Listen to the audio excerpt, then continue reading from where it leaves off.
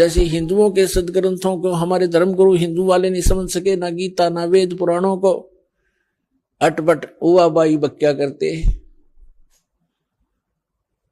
और नाम ही निकाल लिया करते कि हम वेदों से पुराणों से और श्रीमद् भगवद गीता से आपको ज्ञान सुना रहे।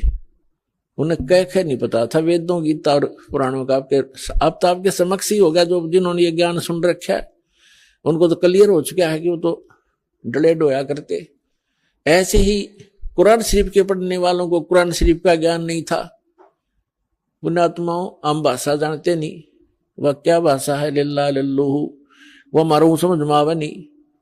एक विचार करने की बात है, कबीर साहब का दिया हुआ दिमाग इस दास को, हमें पता था मेरी कितनी बुद्धि थी, अब मुझे मालूम है परमात्मा का दिया हुआ ये सब कुछ किया हुआ हो रहा है। ना ये इलेक्ट्रॉनिक जो सिस्टम बनाया जा रहा है, टीवी, इंटरनेट, डीवीडी, कंप्यूटर, ये मनुष्य नहीं बना सकता। ये मोबाइल छोटे छोटे बना दिए, इसमें पूरी फिल्म परमात्मा के सत्संग भरे जाते हैं, 50 100 200 घंटे के। तो परमात्मा ने रजा बख्शी आपके ऊपर के मेरे बच्चे, इस काल के लोक में इन्होंने विजित रहना ही है, क्योंकि यहाँ तो कर्म प्रधान है और सतलोक में कर्म प्रधान नहीं, वहां तो मौज है आपकी, सारे सुख आपके पास उपलब्ध रहेंगे।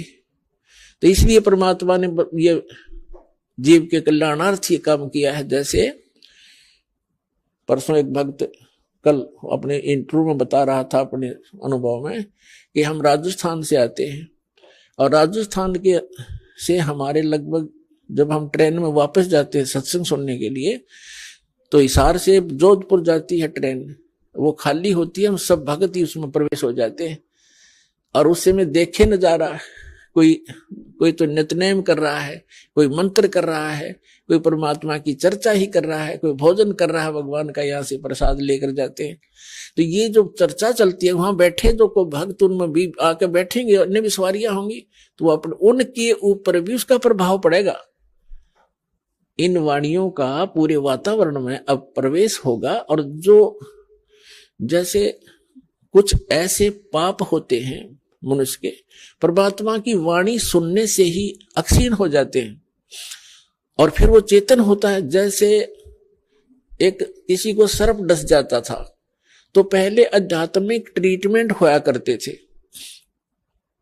तो उसको गार्डू होते थे जो झाड़ फूक करने वाले, विष उतारने वाले, वो एक मंत्र बोला करते थे। जिसको सर्प ने डस रखा हो तो अचेत पड़ा है, वो ना उस मंत्र की लैंग्वेज जानता है, ना उसको सुन पा रहा है, और फिर वो गार्डू जो होता है विष उतारने वाला, उस मंत्र को बार बार बुदबुदा रहा है, जिसके कारण उस वाणी से उसके मन उस विष उतर जाता है सर्प का, और फिर वो चेतन हो जाता है। ना वो सुन रहा था, ना उसको उसकी भाषा जानता है, क्या बोल रहा है, और उसने प्रभाव कर दिया। ठीक इसी प्रकार ये वो मंत्र है उस परम पिता के। आपको काल भगवान ने डस रखा, अजगर ने, ये विष इस मंत्रों के, इस परमात्मा के वचन के इसके अतिरिक्त कोई उतार नहीं सकता। तो ये वाणी जो परमात्मा की है, ये उस काल के विष को उतारने के लिए है। आप अचेत पड़े हो इस गंदे लोक में, न ये रहने का स्थान है। 1 मिनट में ना जाने के बिजली गिर जाए, हर एक टूक के लिए सारा दिन धक्के खाते, अंडे सो झूठ बोले, मिलावट करें, पता नहीं के जुल्म ढा लेते हैं और पाप फिर भोगने पड़ते, कुत्ते बड़े के सिर में कीड़े पड़ते हैं हमारे। तो ये जो वाणी परमात्मा ने भी साधन दिए हैं आपको, मोबाइल बुढ़े का देख ले, बालक के, सबकी जेब में, बहन बेटियों के पास हो गए। और इसमें पहले तो बकवाद भरा करते थे, फिल्म देखा करते, अटपट रखा करते, अरे परमात्मा की वाणी चलती है इसके अंदर। तो ये वाणी जैसे कोई खेत में गया है तो जाते हुए चल खेत में जाते हैं, किसान है, मजदूर है, चलो वहां करेंगे, नितने मोबाइल जेब में है, काम कर रहे हैं, मोबाइल ऑन कर लिया, काम भी कर रहा है, नितनेम भी कर रहा है, मंत्र भी कर रहा है, कान में लीड ला लिया, आजकल 100 सिस्टम दे दिया जाता है। तो वो प्रभाव पड़ेगा सबके।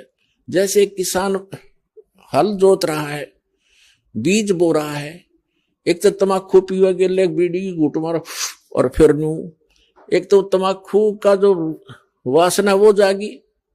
अरे एक भगवान का भक्त परमात्मा के मंत्र करता करता बीज बोए, उस खाने वाले पे भी असर होगा उसका, जो उस अन्न को खाएगा। तो इसी प्रकार जो वाणी में वातावरण, वाणी में फैल रहा है, इस वातावरण फैल रहा है, में फैल रही है वाणी परमात्मा की, बच्चा बच्चा जन जन सब उसी की चर्चा करता है। कोई वाणी बोल रहा है, राम नाम रटते रहो जब तक घट में प्राण, देते दीन दयाल के बनक पड़ेगी कान।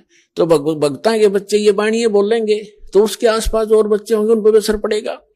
तो इस प्रकार परमात्मा ने कहा कि इस कलयुग में पूरी सृष्टि इस सतनाम को प्राप्त करेगी और सब भक्ति करेंगे मेरे बच्चे और सब पार हो जाएंगे। बोलो सतगुरुदेव।